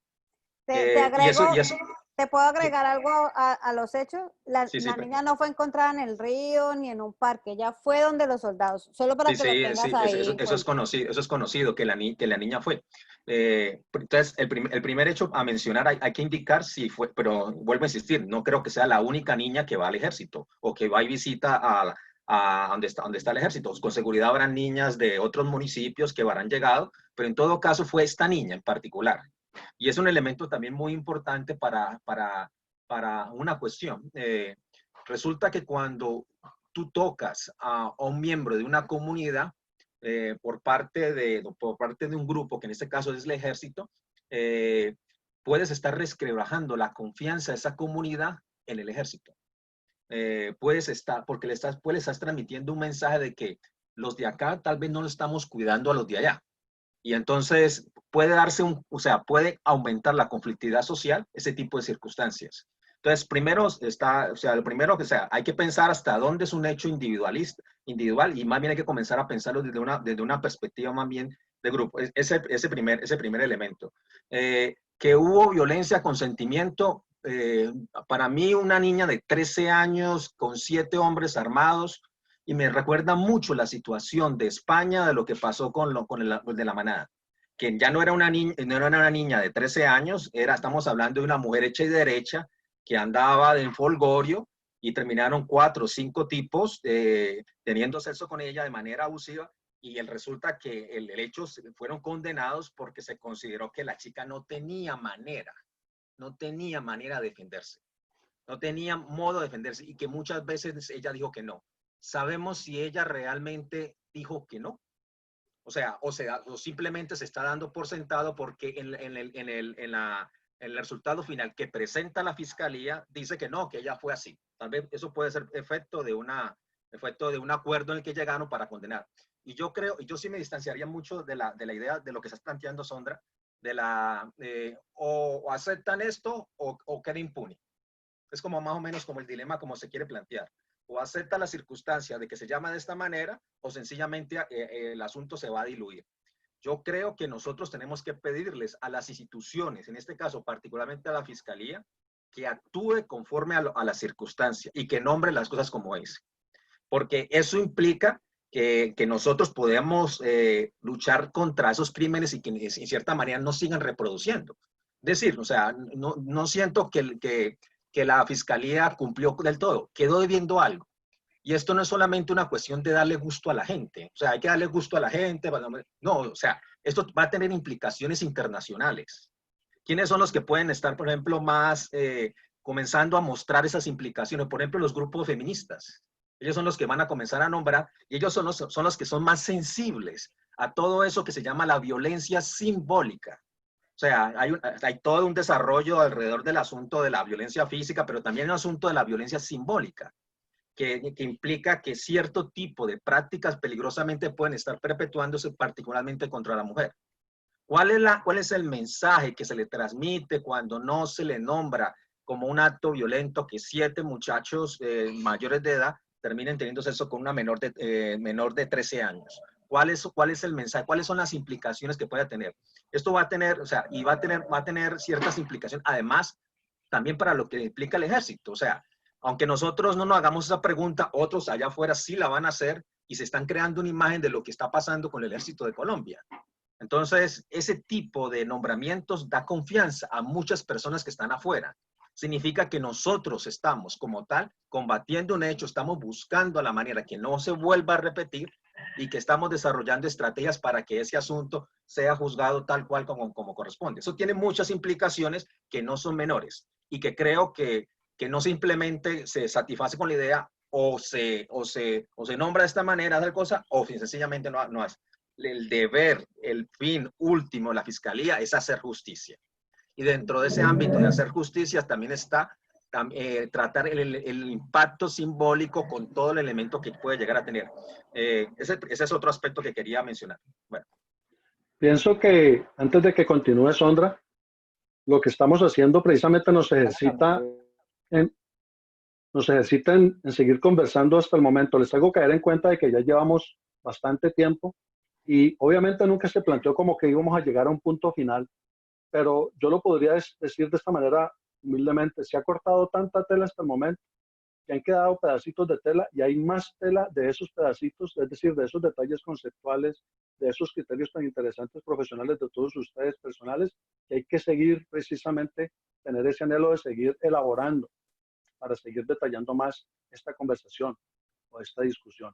Y ahorita sí les hago caer en cuenta de eso porque pienso que tendríamos aproximadamente una media hora más de tiempo para que no se haga tan extensa esta conversación, obviamente aclarando lo que habría la posibilidad de revisar este material, de que lo escucháramos, de que reflexionáramos en lo que se ha expuesto hasta el momento, para muy posiblemente, se me ocurre a mí cándidamente en este momento que digo esto, de que podamos reformular una segunda conversación respecto a lo mismo, para seguir ahondando en otros aspectos que aquí van a quedar obviamente muchos, no se van a llegar siquiera ni a un gran porcentaje de ese detalle, de esta explicación. Gracias. Albert, amigo, se me va a necrociar el dedo. Dale la palabra a Liliana primero. Yo primero había visto a Sondra, pero entonces tiene la palabra Liliana, perdón. Liliana y después Sondra. Bueno, yo a riesgo de que me crucifiquen, pero bueno, ya no importa a estas alturas de la pandemia, lo aceptaría. Yo tengo una percepción con respecto a lo que dice Sondra y a lo que dice Marco, y estoy muy de acuerdo con ambos, en el sentido de que a veces nosotros nos parcializamos y trabajamos mucho desde la emoción y también nos volvemos idiotas útiles de los medios de comunicación y de las situaciones que se vuelven políticas o son usadas para muchas otras cosas que realmente no tienen nada que ver con la vivencia de la niña en Vera, ni tiene que ver con la tragedia, porque pienso que para esos muchachos también es una tragedia tener que cargar con lo que se les viene encima, consecuencia de sus acciones. Pero yo les voy a preguntar algo, ¿ustedes alguna vez han ido un domingo a cualquier brigada del ejército? ¿Ustedes alguna vez se han dado cuenta que llegan montones de muchachas de todo tipo a buscar novios entre los soldados y salidas y paseo y todo? Yo no estoy justificando, pero yo he tenido la experiencia de acompañar a estas niñas y van allá y buscan al tipo y en su imaginario tener un novio militar o salir con un soldado, para ellas es lo máximo, embarazarse de ellos es lo máximo de lo máximo. O sea, hay toda una cuestión alrededor de esa institución que se vuelve muy atractiva. Yo no sé qué tienen los uniformes, así sea el uniforme de raso, que es tan como que conecta con estas niñas. Yo pienso que en algún momento esto se salió de madre. En algún momento la situación de esta niña con estos 7 muchachos se salió de control y no es que estoy de acuerdo con Marco y estoy de acuerdo con Sondra, aquí no estamos hablando de una patología individual ni estamos hablando de que estos muchachos vienen con unas pulsiones desenfrenadas y que son prácticamente que unos enfermos, sino que algo se salió de control. Con Blanca nosotros tuvimos la oportunidad de estar 3 años y medio en un proyecto que trabajamos en las escuelas y era aterrador las cosas que uno veía. La sexualidad empieza a los 10 años. A los 10 años, completamente analizado estadísticamente en todos los colegios del Valle del Cauca. Y aparte de que empieza tan temprano, es una sexualidad que es totalmente promiscua y alocada, diría yo. Yo encontraba en los salones niñas teniendo sexo oral por 1.000 pesos y le hacían fila. Cosas como que chicos que decían, un momentico, me tengo que ir de clase y le estaba esperando el taxi porque son prepagos. O sea, una cantidad de cosas que realmente lo que hablan es de un tejido social que está muy fracturado, está roto. Entonces, parte de esto es lo que estamos viviendo. No estoy excusando la situación, pero sí creo que se ha vuelto una excusa para satanizar y volver algo totalmente desproporcionado algo que es realmente bastante común en nuestra sociedad. Bueno, si me van a crucificar, aquí estoy. Y en esa línea también yo fui testigo de eso en los 80s y en los 90s cuando, recuérdenlo muy bien, yo nací en Cali, viví ahí gran parte de mi vida y en ese periodo en que el narcotráfico se estaba extendiendo brutal, extensivamente, valga la redundancia, y cada vez más sectores de la ciudad de Cali, pues resulta que muchas niñas de esta época, adolescentes muy pequeñas a muy temprana edad, admiraban al traqueto, al mafioso, al que tenía billete, al que tenía un buen carro, e inclusive muchos lo vimos al lado de nuestras casas, o quizá en nuestras propias casas. Esa admiración, esa fascinación por la autoridad, o por el pillo, o por el delincuente, pero que tiene esa influencia y ese extra que llama la atención a otros que no tienen ese potencial económico para equilibrar, digamos, esa fuerza psicosocial. Tiene por favor la voz Sondra. Para responder un poquito a la inquietud que tiene Marco, la finalidad, la pena en Colombia, para no ir pues a pena de derecho internacional humanitario ni derechos humanos, la finalidad de la pena en Colombia tiene tres aspectos. Uno es el tema del castigo directo, que es prevención personal, ¿sí? El otro es el castigo hacia la comunidad, que se llama prevención general. Y el otro es la reparación y obviamente la resocialización. Reparación para la víctima y resocialización para el infractor. Esa es la finalidad de la pena. Te pregunto, si la pena fue impuesta y es la misma pena de uno para el otro, y el mensaje para la comunidad es: si usted viola a una menor o si la accede carnalmente, así sea con consentimiento, se va a cagar su vida, porque se va a estar de 16 a 30 años preso cuando hay violencia, cuando hay incapacidad para poner de resistir, o cuando hay los agravantes de los que comentamos al principio. ¿Cuál es la diferencia? ¿Dónde le queda viendo la fiscalía a la gente? Sí, primero, la primera finalidad de la pena, que es el infractor cumpla, ahí está, se dio. Segunda, la que la comunidad se dé cuenta que el que lo haga va a pagar, y lo va a pagar en tiempo récord, en 72 horas lo van a coger preso y lo van a hacer aceptar cargos, se dio.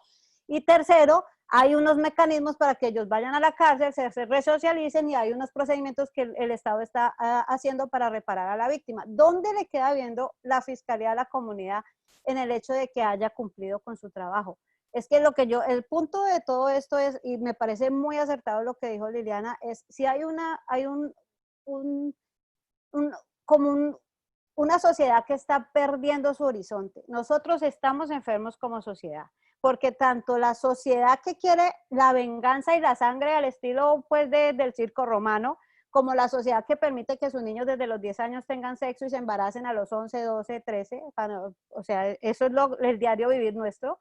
Y la sociedad que se acostumbra a este tipo de violencia, y también la sociedad que cada que hay algo político, porque esto es un tema muy político y manejado por la prensa, nos dejamos llevar como unos marranos al matadero. Pues todo eso hace parte de un tejido que se ha roto. ¿Dónde estamos nosotros como profesionales para decir: oiga, un momentico, analicémoslo, oiga, no es así tan sencillo? ¿Qué está pasando en nuestra sociedad? ¿Qué está pasando al interior de nuestras familias, de nuestros colegios, de las instituciones?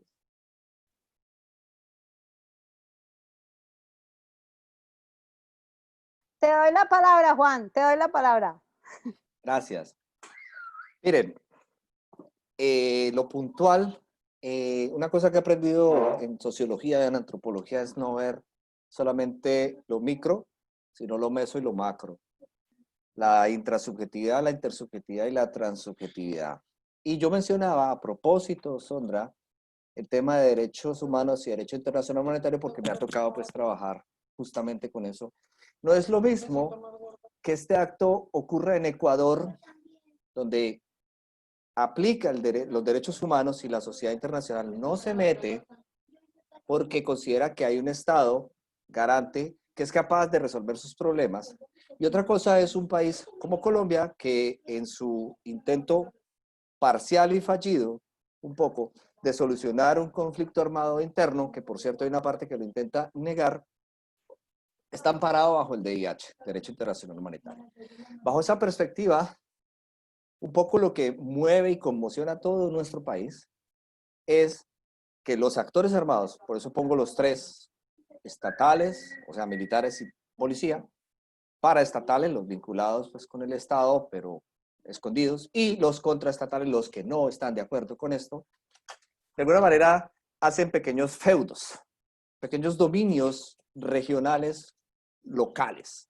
Y en ese aspecto es muy particular la dificultad de tener un control social. Yo me acuerdo cuando empecé a estudiar sobre el DIH, sobre el Derecho Internacional Monetario, yo me cuestionaba por qué a veces eran tan duros con los estados más que los grupos beligerantes o los grupos contraestatales o los grupos paraestatales.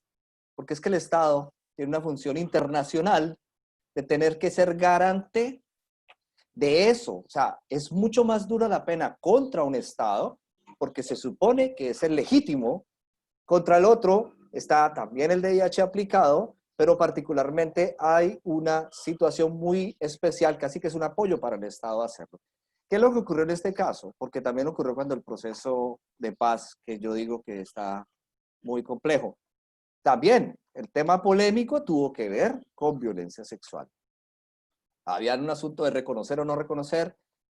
Hay un asunto particular que yo mencionaba y que Isa reconoció ahora en lo simbólico de la ley, pero la ley entendiendo, lo legal y las leyes pueden hacer efecto simbólico, es decir, de permitir o de posibilitar un entramado, un relacionamiento social.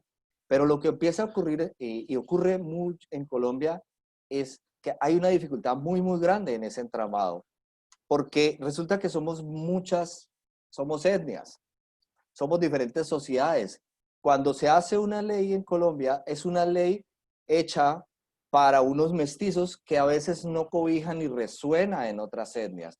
Entonces, es verdad lo que decía ahora Liliana, yo presté servicio militar, tocaba ver a veces, desde adentro lo vi, cuando llegaban estas muchachas, y bueno, eso, pero eso también habla de otra cosa que es la violencia estructural.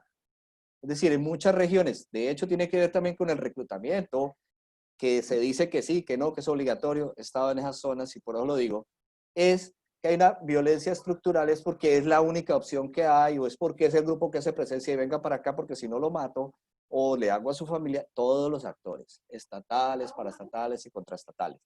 Entonces Colombia vive una situación muy particular y una de las cosas que se intentó por 8 años era movilizar a Colombia hacia los derechos humanos y poder hacer la aplicación de lo que tú dices. Si estos 7 muchachos hubieran sido 7 muchachos de un colegio, inmediatamente aplica fiscalía. De hecho, hay que reconocer, Sondra, que hasta hace muy poquitico había un fuero penal militar. Se logró romper por el DIH, por el Derecho Internacional Humanitario, donde el fuero penal militar no estaba juzgando. Entonces pasa a la jurisprudencia civil. O sea, pasan a ser condenados, porque hoy por hoy decimos, por la fiscalía juzga. Hace años, muchachos, no pasaba así. Hace años se juzgaba interior. Lo que pasa es que eso no es una acción de guerra, pero en una época se amparaba con eso. Entonces hoy se intenta juzgar civilmente a militares. De hecho, pasó ahorita en Putumayo, que fue un coronel el primero que salió a decir, miren, hubo tantos muchachos que hicieron esto con una señora, por favor, se desvinculan del ejército para que pasen a fiscalía.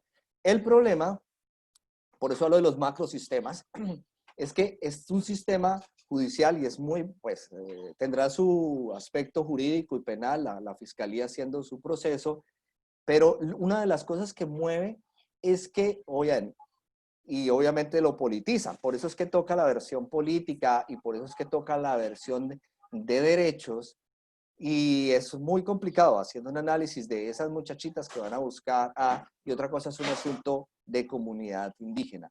Entonces tenemos tantas etnias que nuestro aparato simbólico no hace efecto.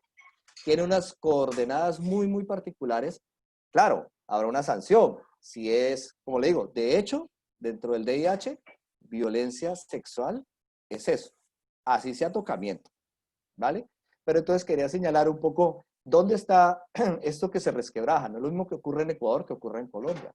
No es lo mismo que vaya y ocurre en Siria. Son coordenadas específicas y lo que acontece en este momentico y por qué en este momentico el actor perpetrador, pues es el ejército, pero eso lo han hecho los otros actores, pero lo que está justamente en tela de juicio, porque por algo venimos de este proceso, es quién lo hace, cómo lo hace, quién regula a estas instituciones que estarían de alguna manera o ellos son supuestamente el garante de defender derechos y fallan. Entonces, hay un asunto más social y simbólico que solo jurídico. Claro, lo jurídico tiene un elemento que lo has desarrollado bastante bien, Sondra, pero hay otros elementos muy complejos y que no es solamente porque lo político, y ojo, una cosa es lo político y otra es la política. Que lo político, que estos actores, además, no, es que es un asunto mucho más complejo. Probablemente en 100 años estemos reorganizando y mirando esto y tratando de ver de otra manera esto que hemos vivido, pero esto tiene un acontecimiento político en tanto tiene un efecto sobre lo nacional e internacional. Muchas gracias. Ahora hago la siguiente moción. En vista, sabiendo que habíamos establecido un periodo de tiempo estipulado de antemano cuando se planeó esta reunión, ¿cómo lo manejaríamos a partir de este momento? ¿Seguiríamos con el plan inicial de ir limitándola al tiempo estipulado o plantean la posibilidad de continuarlo para una posterior conversación? ¿Cómo lo quieren manejar ustedes? Porque no quiero, obviamente, desde mi perspectiva sonar como que yo la voy a terminar, porque así, dime, Sondra. Yo voy a opinar, o sea, la verdad es que la idea de conversar del tema no era llegar a un punto específico porque no vamos a llegar a ningún punto. Aquí nos podemos quedar toda la noche y mañana y toda la semana y no vamos a llegar a un tema. La idea era abrir un poquito el debate, era ver también otros aspectos que no se han visto en la prensa y que la gente no los ha tocado y no tragar entero, era no coger y masticar lo que nos quieren dar y dejarlo así como así, pues porque nosotros como profesionales de las áreas humanidades tenemos unas responsabilidades mayores que simplemente ver una noticia y atacar de forma sistemática, o sea, era más un tema de reflexión. Pues yo los invito a que cada uno haga como un aporte final para cerrar y si ven la posibilidad de volver a tocar el tema, chévere, si no, pues habrá otros temas porque temas hay para tocar inmensos y hay unos que nos van a enriquecer muchísimo, entonces no sé, lo dejo ahí a... Y aparte de eso, recuerda que habíamos manejado un límite aproximado de 1:30 y ya lo pasamos un poquito, entonces por eso es que yo hago la moción. Pero entonces, como dice Sondra, si les parece bien, Mario ha levantado la mano, por favor, Mario. Creo que estaba antes Marco y Liliana. Bueno, entonces, ¿quiere primero hablar Marco, por favor? Y luego Liliana y luego cerraría entonces Mario Abadía. Sería así. Puedo decir lo último como ya de cierre dentro de la perspectiva. Yo insistiría mucho en que es un asunto que tiene muchas aristas, que no basta simplemente con obtener cierto tipo de resultados, porque uno como psicólogo aprende mucho el valor de lo simbólico y las implicaciones que tiene. Y dentro de la parte que es sanar heridas, la manera de nombrar las cosas es extremadamente importante. Y lo digo a propósito de este caso y de otros casos. Hasta el que pasó en Estados Unidos, donde, por ejemplo, una cosa es que con este ciudadano afrodescendiente que murió de parte de la policía, y precisamente el elemento que aparecía allí es que si era involuntario o voluntario. Y la comunidad se enojó precisamente cuando dio a entender que fue simplemente una especie de muerte no voluntaria. No, allí hubo una intencionalidad y esa intencionalidad es bueno nombrarla. Y eso es importante nombrarla porque eso ayuda a resolver la conflictividad social, eso ayuda a que como comunidad podamos lidiar con ese hecho para que no se vuelva a repetir. También está la parte o sea, ahorita si quiere, desde la parte individual, esta niña, ella puede decir que ella llegó allá, yo no sé, o sea, a mí me cae muy difícil, o sea, el problema es que cuando comenzamos a decir que la niña empieza muy temprano y demás cosas, estamos dando a entender que la niña de una u otra manera aceptó que 7 hombres tuvieran sexo con ella. Yo no estoy muy seguro que dentro de un año esa misma niña vea, supongamos que ella ha dicho eso, yo le diría que dentro de un año no estoy muy seguro que ella vea eso como un hecho que ella quiso vivirlo de esa manera. O sea, una muchacha de 13 años se va dejando llevar, supongamos la circunstancia, vivió lo que no supo qué es lo que pasó allí muchas veces, y después de manera retroactiva comienza a pensar las cosas y comienza a decir, bueno, esto no es lo que quería haber vivido, y esta vaina me está afectando. Y eso es parte de lo que nosotros como psicólogos aprendemos a saber, que hay cosas que al principio no aparecen, pero después van comenzando a adquirir una fuerza enorme, y precisamente una manera para ayudar a lidiarla es, mire, esto que pasó fue eso. O sea, no fue que tú quisiste. Otra de las implicaciones que tiene es este asunto, que hay que también analizarlo, y tiene que ver con la manera que se nombra, son los efectos terapéuticos. Si el hecho fue infortunado de la chica que quiso y demás cosas, pues, si el asunto solamente es una cuestión de menor de edad, ¿qué diríamos del caso de una mujer de más de 18 años que viva la misma situación? Ella no tendría herramientas jurídicas para defenderse de frente a un caso parecido. Porque finalmente el hecho que pareciera que está condenando a estos militares es el hecho que es una menor de edad, y no el hecho de que ejerció o no violencia. Pero si fuera una muchacha de 18 años, de 19, de 20, de 30, 40 años, que termina viviendo la relación con 7 hombres armados, ¿a qué puede apelar ella? ¿A qué puede apelar ella para decir, yo fui violada? O sea, le pasa que la chica, supongamos, una niña de 25, de 18 años, un muchacho del ejército, tal otra cosa, quiere la más... Pero el problema es que quería tener sexo con 1, no con 7. O sea, y las cosas cambian cuando es 1 que cuando son 7. Una cosa es que una niña vaya a buscar tener un noviecito del ejército, y otra cosa es que 7 muchachos terminen teniendo sexo con ella.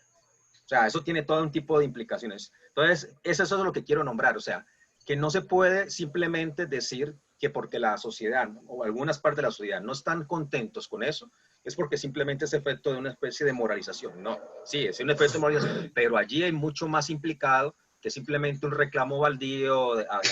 Allí hay una cosa que hasta implica también el Código Penal, porque no está diferenciando claramente en el código una acción, un acceso carnal violento de otro abusivo. Allí también hay un asunto. Este tipo de situación, este tipo de eventos debe llevar a discutir ese tipo de cosas. Debe llevar a pensar también si, como lo estaba diciendo Juan Carlos, ¿será que fue un acto de guerra? Es parte de las circunstancias que puede estar viviendo también el ejército. Y si es así, ¿qué podemos hacer nosotros como sociedad colombiana para que esos hechos no vuelvan a ocurrir?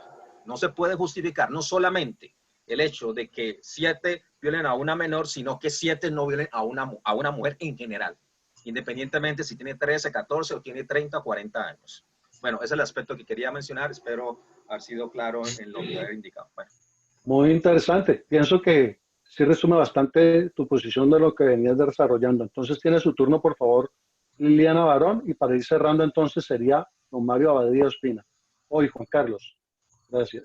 Pero yo para proponer a después. Ve y me saltaste, Juanca. Ok, hago una moción porque nuestra compañera Isabel, Isabel se tiene que estar hasta las 7:10 horas de Colombia. ¿Entiendo bien, Isabel? Entonces, si siguiera esto, tendríamos que tener en cuenta que Isabel se despediría en unos minutos, pero nosotros podemos extendernos un poquito más. Entonces, si seguimos ese orden, sigue Liliana, sigue Mario y seguiría Juan Carlos y cerraría entonces Sondra. Gracias. Bueno, inicialmente solo quería decirles que a mí me parece que para que estas reuniones sigan siendo tan productivas como son, que me pareció increíble, yo pienso que debemos también ser bastante eficientes en el manejo. Así como Isabel y así como muchos de nosotros tenemos otros compromisos, pues tratemos de no dejarnos llevar por la emoción porque hay mucho que discutir, pero si ponemos unos horarios, tratemos al máximo, considero yo, de respetarlos para que las reuniones sigan siendo eficientes. Bueno, eso era lo primero que quería decir. Luego, cuando habló Marco, algo se me ocurrió, y es que frente a la reflexión de que no importa si quiso, si no quiso, si fue, si no fue, si estaba en el lugar indicado o no, yo pienso que hay algo muy complejo y que nosotros entramos en la normalización de las cosas. Es que a mí me parece, a mí como una ciudadana, que en alguna medida, si estos muchachos son condenados, les imputan sus cargos, son condenados, son castigados, etcétera, ellos son vistos como los depredadores. Y con ese castigo, esa depredación termina allí. Pero yo pienso que la sociedad va a seguir con el mismo problema. Esa situación se va a presentar una y otra vez, y de pronto para la próxima niña en Vera o para la próxima niña afro no va a haber un alcalde que ponga a movilizar todo el tema mediático. Y se los voy a decir con algo que me sucedió a mí en diciembre del año pasado, que muchos creo que lo conocen. Estábamos en San Andrés, íbamos en un carrito de golf, nos alcanzaron dos tipos y apuñalearon a Víctor al lado mío. Yo lo único que podía hacer era gritar y tratar de empujarlos porque eran dándole puñal encima de mí por robarnos. El gobernador de la isla me dijo, eso es normal aquí, no pasa nada. No le haga daño a la isla, quédese callada. Así me dijo. Yo cogí el teléfono, llamé a Julián Victoria y le dije, Julián, necesito a todos los medios de comunicación. Salió por todos los medios de comunicación. Me llamó la secretaria de turismo de la isla y me dijo, usted es una persona nefasta. Usted no sabe el daño que le está haciendo a la isla.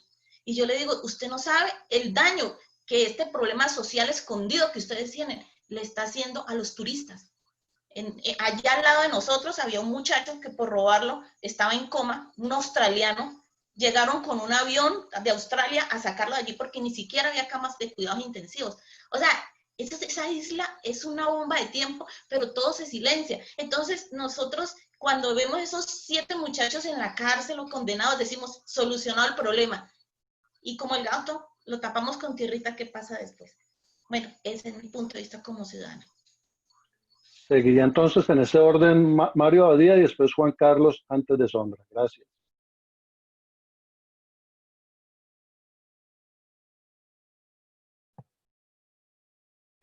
Ya está abierto el micrófono. Yo lo que he notado es que se ha centrado mucho esta charla en este momento en lo jurídico, un poco en lo psicológico, muy del corte de lo simbólico, pero me gustaría, si hay una nueva charla sobre esto, que se tratara más lo cultural. Estoy completamente de acuerdo con Liliana. Sé que los diferentes países en donde están, parece ser que la raza humana, en vez de ir mejorando, se va degradando, porque es que está sucediendo en todos los lugares. En algunos lugares, debido a su legislación, a sus códigos penales, eso se va conteniendo más, pero la tendencia es a la degradación. Y no entiendo por qué sucede. Entonces sí que me gustaría que en una próxima charla, si retomamos este tema, que es algo particular, pero está inmerso en una situación general que nos está abocando a todos como a una situación de sin valores, sin perspectivas, en unos lugares más que en otros. Y ya está.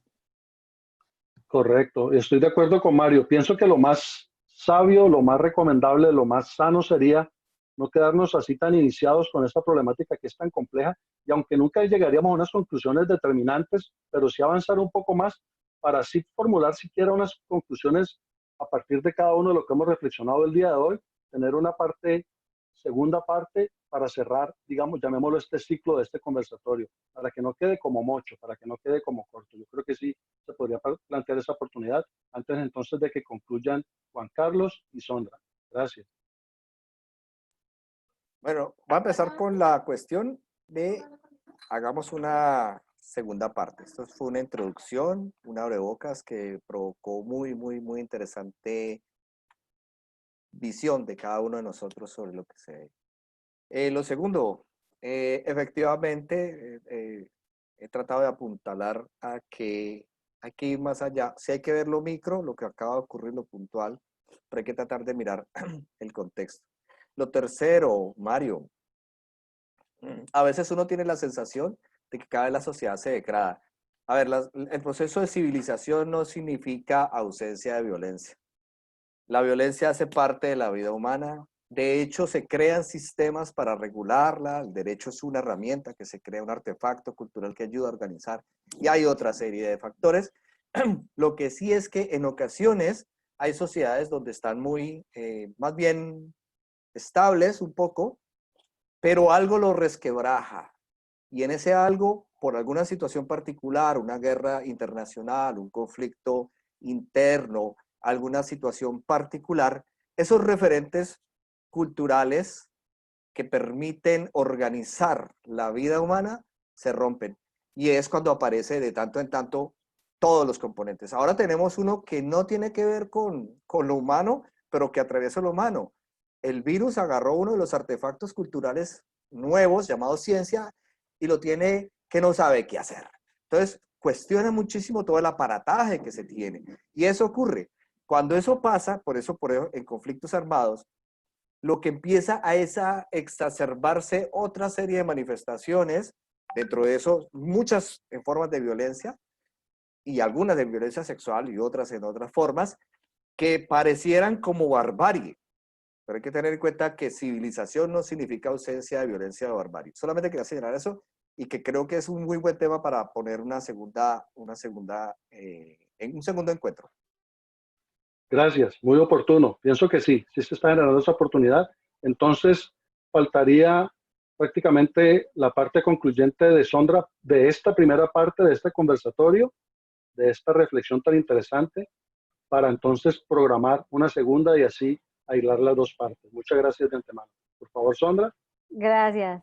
Bueno, primero quiero darle las gracias a todos porque pues este fue un tema que yo propuse y la verdad sí fue un enfoque muy jurídico, digamos la propuesta inicial, pero tratar como de sacar un poco lo que cada uno desde su perspectiva pudiera aportar al tema jurídico. Obviamente es un tema muy amplio, hay mucha tela aquí para cortar, a mí sí me encantaría seguirlo tocando y voy a intentar coger un poquito más de elementos del proceso si tengo forma para la próxima vez, porque pues es un caso bastante reservado, pero eso nos daría unas luces diferentes de análisis que serían muy enriquecedoras y creo que fue supremamente productivo lo que pasó aquí. Creo que esto va a abrir una puerta, un espacio interesante a la reflexión y como siempre lo he dicho, si de esto sale algo positivo que le cambie la vida a una sola persona, pues no estamos perdiendo el tiempo, estamos haciendo patria. Y pues yo estoy aquí para todas digamos, los debates y los conversatorios que el Chuzo tenga, así que muy agradecida de que el próximo tema sea continuar con este y a la espera de que de pronto otro proponga algún otro tema también pues de debate social, cultural y bueno, todo lo que se está presentando, que tenemos muchas cosas para hablar y para tratar de mejorar en nuestra sociedad. Gracias. Bueno, ya entonces, ya diciendo unas palabras finales a nombre de este grupo tan interesante, tan diverso, en que se ha explorado este tema que obviamente apenas, como dijo Juan Carlos anteriormente, se ha puesto una muestra en el tintero para que de ahí a partir de adelante surjan otras alternativas más sobre este mismo tema en la siguiente parte, que será la segunda, para no llegar a unas conclusiones pues totalmente determinantes, pero sí ampliar y profundizar más cosas que quedaron por allí, quizá muy todavía a la deriva, como que aterricen un poco más. Entonces, habiendo dicho esto, agradecerles a ustedes, a Blanca Argenis, a Sondra McCollins Garvin, a Marco Alexis Salcedo, a Mario Abadía, a Juan Carlos Torres, a Liliana Barón y obviamente a Elizabeth Torres, que por motivo de otro compromiso que ella tenía previamente adquirido, tuvo que salir un poquito antes de la culminación de esta reunión. Y también gracias a los que nos escuchen y nos vean en este video donde lo vayamos a publicar en los distintos medios virtuales para que ellos también puedan comentarlo y puedan dar sus ideas para posteriores conversatorios o discusiones o asuntos que podamos tratar de una manera civilizada, respetuosa y amable, siempre con esa mira de profundizar, de formular planteamientos y reflexiones que nos ayuden a mejorar, como dice en términos de Mario, como raza humana, también individualmente, socialmente, culturalmente. Entonces, quedamos invitados para la próxima reunión y muchas gracias a todos. Abrazos y saludos y seguimos en contacto. Muchas gracias. Hasta otra Muchas oportunidad. gracias. Chao, Así es, chicos. así es, así es.